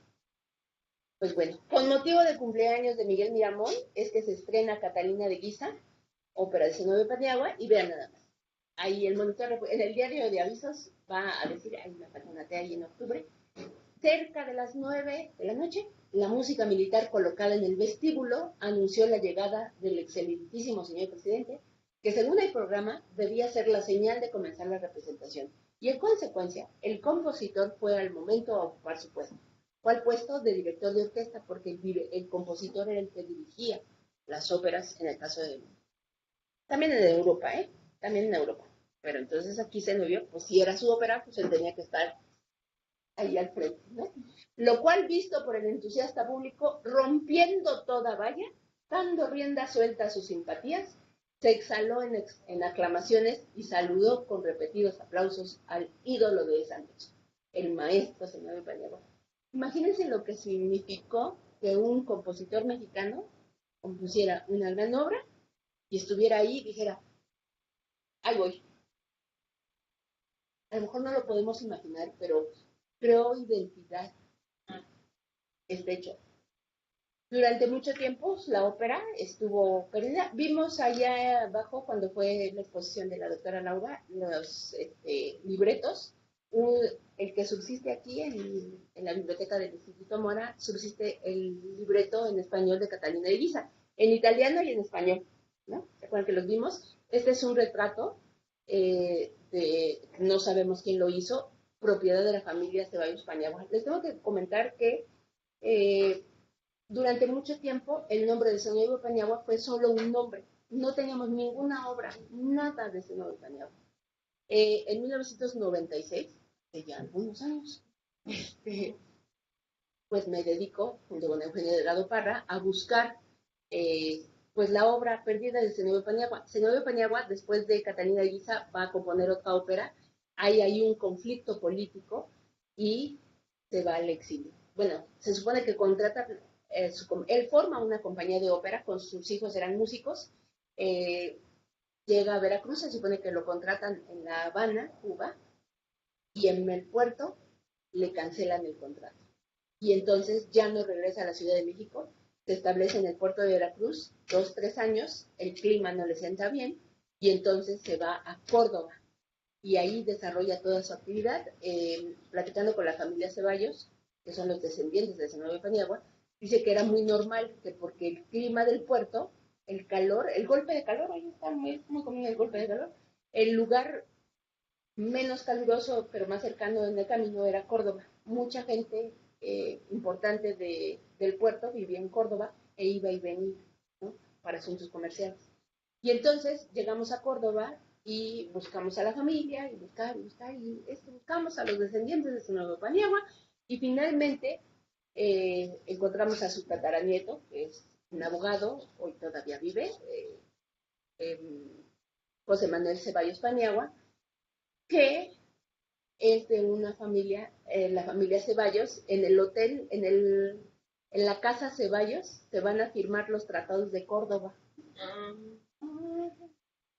Wow, sí. Y entonces la familia Ceballos siempre tuvo pues su linaje pues por parte de padre, ¿no? Y de repente alguien llega y dice, pregunta por Zenobia Paniagua, dice, ay sí, fue nuestro tatarabuelo.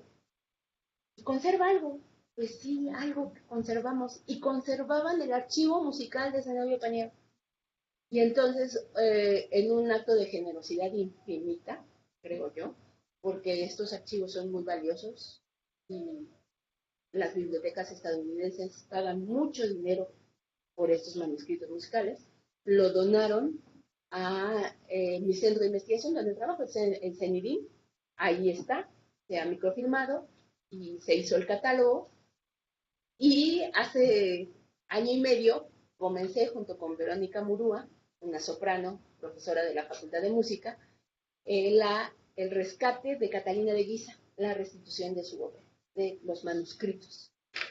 Y se va a poner en escena en abril de 2019 en su versión para canto y piano, porque es lo que se conserva. Existe el tercer acto orquestado, está el proyecto de involucrar también a los alumnos de composición para orquestar esta parte, pero sí es un proyecto magno, pero al menos podremos escucharla en versión para canto y piano.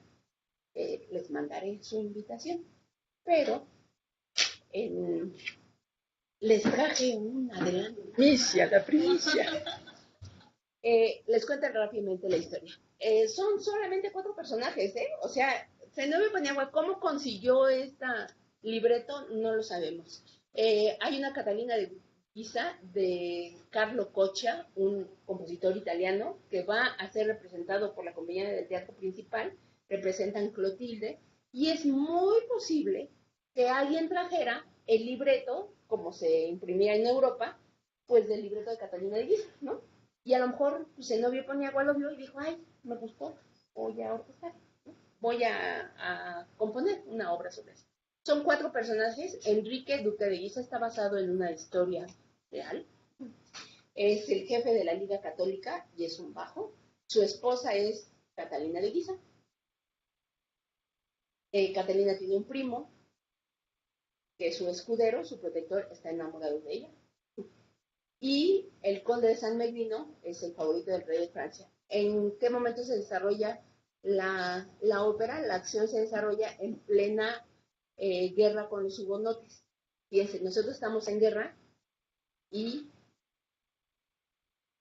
Zenobia Paniagua va a representar una ópera que también habla de las luchas de los católicos contra los protestantes, ¿no? Yo creo que por eso se metió en problemas. Y aunque tiene un éxito inusitado, a partir de ese momento es el maestro. Vamos a escuchar una parte, entonces apagas el micrófono de acá. Les traje subtitulado. Voy a ver si puedo. Tiene algunos errores de sonido porque lo grabamos así en directo. Nada más vamos a escucharlo. Porque alguien hizo Facebook Live en conciertos, porque como son estudiantes, pues les cuesta trabajo, ¿no? O sea, imagínense aprenderse una ópera completa. Y ese es uno de los pues de las virtudes, de las cosas agradables de este proyecto, ¿no? Porque yo creo que si los estudiantes empiezan a conocer la ópera mexicana, si llegan a ser grandes artistas, pues van a ser como Cecilia Bartoli, ¿no? Decirle a Javier Camerino, oye, con algo que se cantó en tu país, ¿no? Si estos alumnos conocen la ópera, pues bueno, vamos a ver, casada con el duque es muy celoso, piensa que Catalina tiene un amante. Catalina no tiene un amante, pero tiene su corazón ama a quién? Al conde de San Negrino. Y ¿qué sucede? Que el duque dice, ay, se me hace. Y la hace escribirle una carta al duque. ¿Para qué? Para que se presenten, pero en realidad es una trampa para que la carta le escribe Catalina diciendo, ven aquí, te estoy esperando, no sé qué, que allá. Y cuando llega el conde, pensando que se va a encontrar a Catalina, se encuentra a el duque de Guisa y pues termina en tragedia, ¿verdad? Y, y Catalina dice, mátame a mí, dice, no, te voy a dejar viva para que sufras. Y entonces estamos en la escena en la que atraviesa la galería una dama cubierta, un elegante dominó, es Catalina Guisa en un baile de máscaras, ¿no? Que también se acostumbraban en Europa, y el conde la sigue y le dice, detente, quítate el velo y permíteme verte aunque sea. Y este es el dúo, el primer dúo de amor de la ópera. Entonces,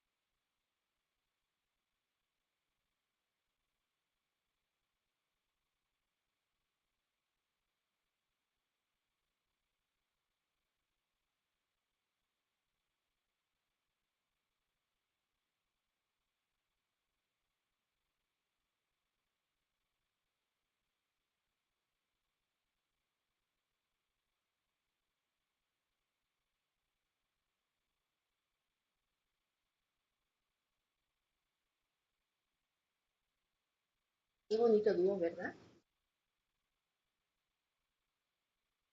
Imagínense lo que representó que se viera una ópera y que el director la dirigiera y ahí el presidente y no, bueno, y es muy bonita la ópera dentro de la escuela del bel canto, sin duda, ¿no? Donizetti, Bellini, pero el éxito de Catalina, debo decir que Zenobia Paniagua es prácticamente autodidacta. No hay todavía un conservatorio nacional, ese es 1867, esto es 57. Va a estar José Antonio Gómez, uno de los maestros de esa época. Paniagua no va a estudiar con él. Hay una carta, Revilla, Manuel Revilla es uno de sus biógrafos, y cuenta ahí, todavía Manuel Revilla va a conocer al hijo de Zenobia Paniagua, Manuel, y en la biografía cuenta que su padre contaba que un amigo va a partir, va a ir a Europa y dice, ¿qué necesita? Yo se lo traigo. Tráeme el mejor libro de composición que hay en Europa, ¿no? Y entonces se va en barco, parece, y el personaje lo que hace es encontrar un tratado de armonía de Reija, ¿no? Fue lo que encontró, era el libro de texto del Conservatorio de París, y en lugar de regresar con él, se lo manda por correo, digamos, ¿no? Y le manda una carta y dice, porque yo sé que a usted le urge mucho tener este libro, se lo mando, yo llegaré en el próximo barco, ya nos saludaremos, no sé qué. Entonces le llega el libro y el siguiente barco naufraga y se muere. Es lo que cuenta el hijo, que dice que es la otra rabilla. No lo sabemos con certeza, pero bueno, el siglo XIX siempre tiene estas anécdotas de tragedia, ¿no? Lo que cuenta quién, perdón, Manuel Revilla, el biógrafo de Zenobia Paniagua. Lo que sí es indudable es que el éxito de Catalina de Guisa va a influir notablemente en que sus alumnos y otros compositores digan, si Zenobia pudo, pues ¿por qué yo no? Y uno de esos alumnos va a ser Melesio Morales. Cuando llega el imperio con Maximiliano, el segundo imperio, pues todos sabemos que la corte pues va a privilegiar las artes, y entre ellas, pues también la ópera. Y entonces va a haber una serie de apoyos financieros que solo Melesio declara por ahí un poquito, ya lo veremos, ¿no? Pero bueno, comprobarlo de las partidas presupuestales no lo he podido, pero pues seguramente. Vean, entre 2 años, entre 63 y 64, se van a representar Romeo de Melesio Morales, ¿no? Basado en la tragedia de Shakespeare. En la segunda ópera de Zenobia Paniagua, Garbano, Mateo Torres Herrarte, Los Dos Foscari, que por cierto también hay una ópera de Verdi, Los Dos Foscari, Octaviano Valle, Clotilde de Cochenza, de Miguel Meneses, Aborante, Rey de la Nubia, y de Leonardo Canales, Pirro de Aragón. Fíjense nada más, 6 títulos en menos de 2 años, ¿no? O sea, todo el mundo se pone, y bueno, Melesio Morales va a representar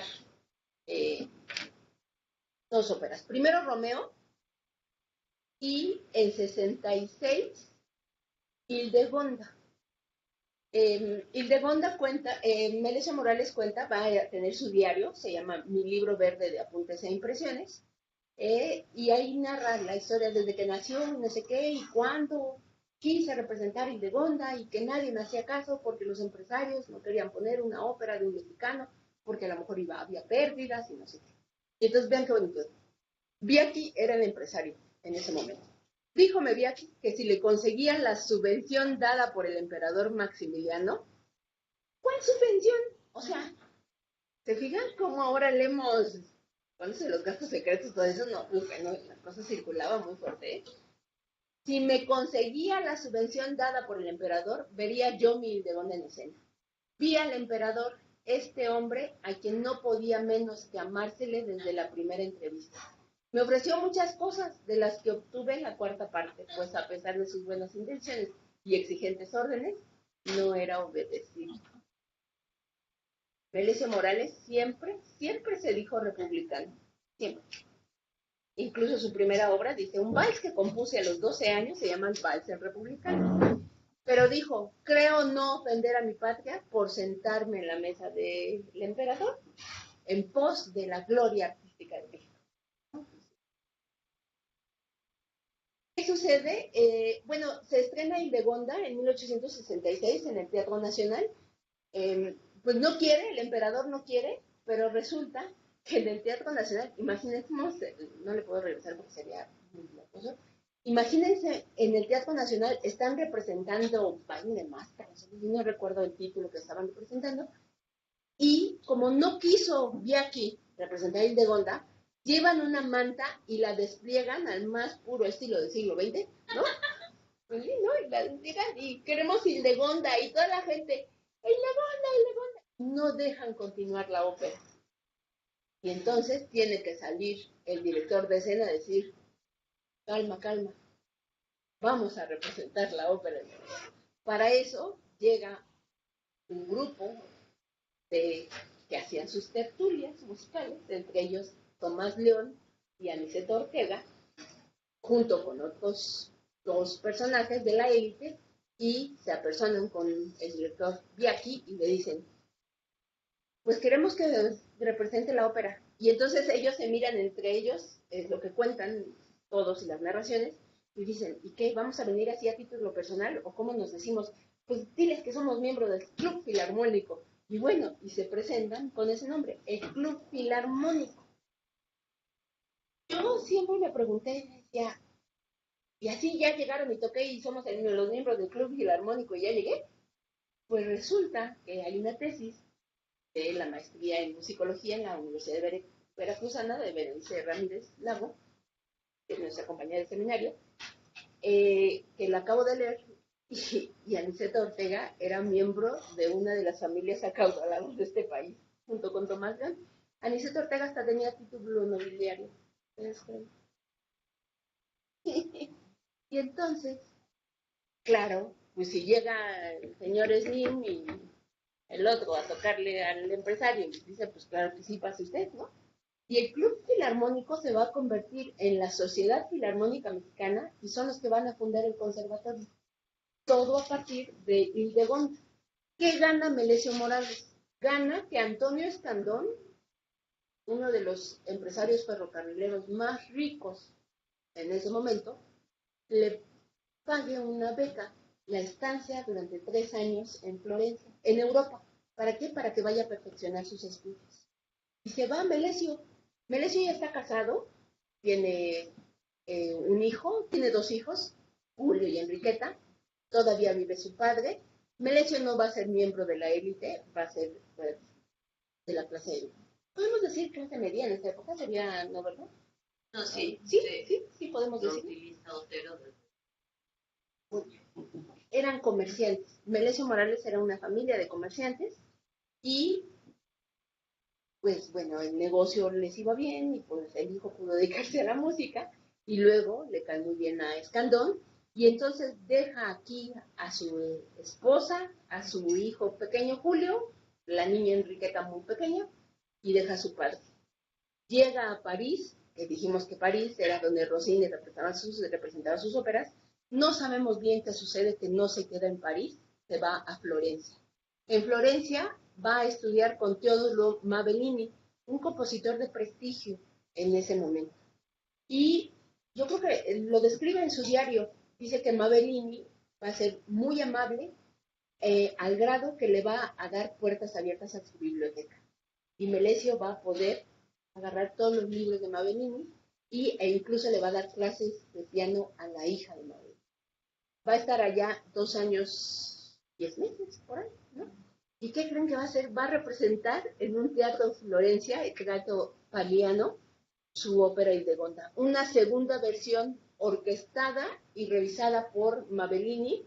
Va a conservar los temas y los temas principales de la versión de 1866 y lo único que va a hacer es cambiar algunas numeraciones, algunas escenas que no funcionaban al estilo de la ópera verdiana y va a hacer la orquestación. En 1994 se va a representar con motivo de la inauguración del Centro Nacional de las Artes Eugenio Delgado y yo hicimos la restitución de esta ópera, que además se grabó. Esa es la intención también de Catalina de Guisa, grabarse, ¿no? Pues sí. Vamos a esperar. Y se va a grabar, el disco se puede conseguir en Amazon todavía, por si lo quieren. Y sí, de Hildegonda. El sello es Forland, con Fernando Lozana, la Orquesta Sinfónica Carlos Chávez. Y pues bueno, hoy el Teatro Paliano en Florencia se llama Teatro Verdi. Y pues bueno, vamos a escuchar el... les cuento la trama. La trama de Hildegonda es como también buen tema de la ópera del siglo XIX, se desarrolla en la Edad Media. Rolando Gualderano es un señor feudal, es un barítono, que tiene una hija, que tiene dos hijos, Hildegonda y Roger, ¿sí? Una soprano y el hermano tenor. Resulta que Hildegonda, hija del señor feudal, pues se tiene que casar pues, con otro hijo del otro señor feudal vecino, ¿verdad? Que es falsa Biblia. Pero Hildegonda, ¿qué creen? Está enamorada de quién? De un plebeyo, Rizzardo, ¿no? Sí. Claro que Hildegonda tiene su doncella, Isabel Bene, que es su doncella, protectora, vestidora, la hace de todo, hasta de los mensajes de amor con Rizzardo, ¿no? La trama es esa, ¿no? Ella está enamorada de Rizzardo y cuando están en una serenata, no sé qué, los descubre el hermano y el prometido. Y él no sabe Rizzardo, que es el hermano de Hildegonda, y ahí termina el primer acto con esta escena que vamos a escuchar con su... Entonces, los personajes son, en los anteriores nombres no se los dije, son estudiantes. La soprano fue Rosalía, se me olvidó, y Víctor Rodríguez, el tenor. Rosalía, no me acuerdo. Y aquí son Ricardo Santín, Violeta Dávalos, El Libreto Regalado, Noé Colín, Grace Chauri y Raúl Hernández. Tenemos que pensar que es la segunda ópera de Melesio Morales, ¿no? Primero fue Romeo y luego Hildegonda. Digamos que esta es la tercera versión, pero es como su tercera ópera, pero en realidad es la segunda versión de Hildegonda. Una obra de la temprana juventud. Y entonces yo siempre hago el fin. Las óperas de la temprana juventud de Verdi, pues no son como suena esto, ¿eh? ¿Cuántos años tenía Melesio Morales en 69? Nació en 38. 31. 38. No era tan joven. Hoy sí. Pero para la época ya era un señor. Pero bueno. Tenorio Peniagua nació en 21 y representó en 59. Aunque ya tenía eso. Bueno,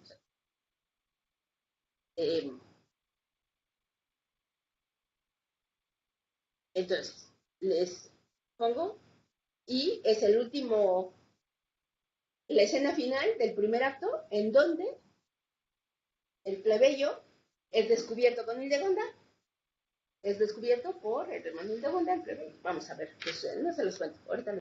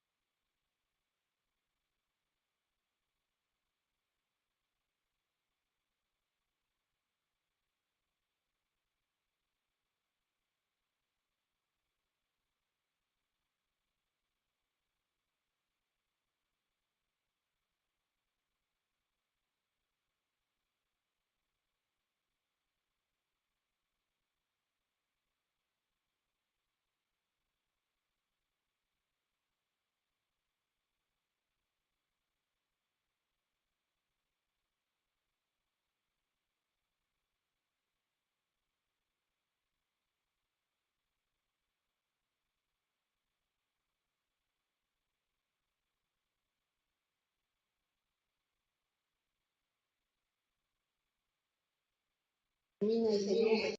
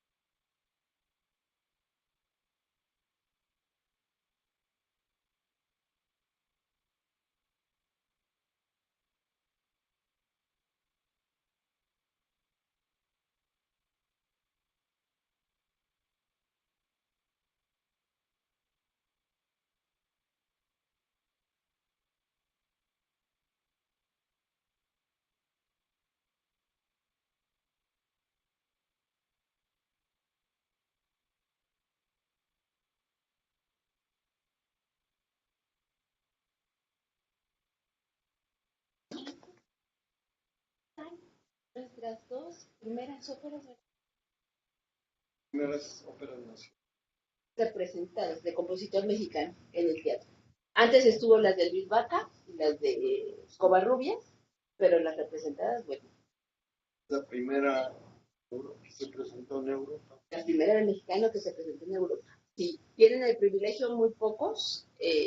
Melesio Morales, el otro es Miguel Bernal Jiménez con Tatabasco y la mulata de Córdoba de José Pablo Moncayo. Sí. Y una contemporánea de Víctor Rasgado, que no recuerdo ahorita el nombre, pero bueno, ya estos son otros tiempos, ¿no? Pues no, bueno, Melesio cuando regresa aquí al país. ¡Ay! No, tienes razón. Es para que la escuchen, no es que la compren. Pues bueno, lo apresan y como es en la época de las cruzadas, lo que se decide es no matarlo, sino mandarlo a las cruzadas para que por lo menos ayude algo y allá se mueren, ¿no? Pero resulta que a Hildegonda la meten en un convento y en el convento enloquece. Y su padre no soporta ver el dolor de su hija, la perdona y manda a traer a, bueno, dice, ¿qué voy a hacer? ¿Qué voy a hacer con Hildegonda? ¿No? Está enloquecida, el área es hermosa también, ¿no? Una tormenta, ella está, y Richardo logra escapar y llegar al convento, al sótano del convento, y Hildegonda piensa que es el espíritu de Richardo que ha llegado a visitarla para llevarla. Y en realidad, pues él, y es él mismo, ¿no? Él es él, imagínense qué drama, ¿no? Y el padre se da cuenta y entonces dice, te perdono, pero que mi hija se salve, y no, Hildegonda muere de amor en brazos de Ricardo y ahí termina. ¿Y el 3? Estamos todos. Cuando Melesio Morales regresa, 3 meses después de representarla en el Teatro Paliano, te voy a decir una cosa, no tenemos certeza del éxito que tuvo la obra. Nada más se representó en un teatro, 3 funciones, como era habitual, y Melesio ya no tiene dinero para llevar su ópera y estarla promoviendo en los teatros. Tiene que regresar. ¿Por qué? Porque además su país ha cambiado de régimen político, su hija menor fallece, su padre fallece, él está en Europa, y yo creo que el señor Escandón dijo, no, ya regresate, ya se acabó la guerra, ¿no? Regresa cual héroe, ¿no? Cuando llega a la estación aquí en la Ciudad de México, ¿no? ¿Qué hace la gente? Sabe que va a llegar Melesio Morales, que ha puesto su ópera allá en Europa, y el carruaje, quitan los caballos, ¿no? Cuentan las narraciones, y la gente abre el carruaje para recibirlo cual héroe, con ningún más, ni con Angelita Peralta, ¿no? Melesio Morales a partir de ahí es el gran maestro. Zenobio Paniagua está en Veracruz, y entonces él es el que recibe pues la estafeta de lo que es la Escuela de la Ópera Mexicana. 3 momentos 67, ya con Benito Juárez. Melesio Morales envía desde Florencia una obra que se llama Dios salve a la patria, un encargo de la Sociedad Filarmónica Mexicana, se cantó en el Teatro Nacional. ¿Y cuál creen que aparece una melodía dentro de Dios salve a la patria? La Marsellesa. Bonito, ¿verdad? Estamos a ver si la conseguimos, a ver si antes del curso la conseguimos, qué barbaridad. Miguel Menéndez, fíjense cómo los compositores alrededor de la política mexicana, compuso el himno a Benito Juárez, editado en 68, por una litografía de Durango. Y esta obra, hice un trabajo ahí en el doctorado, y uno de los maestros, Fausto Ramírez, que creció en Guadalajara, la vio, y Fausto sabe un poco de música, es melómano. Y el maestro Fausto dijo, esta yo la cantaba cuando estaba en la primaria. ¿Sí? Pues se puso a cantarla, dijo, porque a ver si es, sí, así, dijo, a ver, te la voy a cantar a ver si es la partitura, porque yo hice un estudio sobre la partitura, sobre la portada de la partitura para su materia, y era, ¡oh! Y qué cosas, ¿no? Dije, pues es de Miguel Meneses.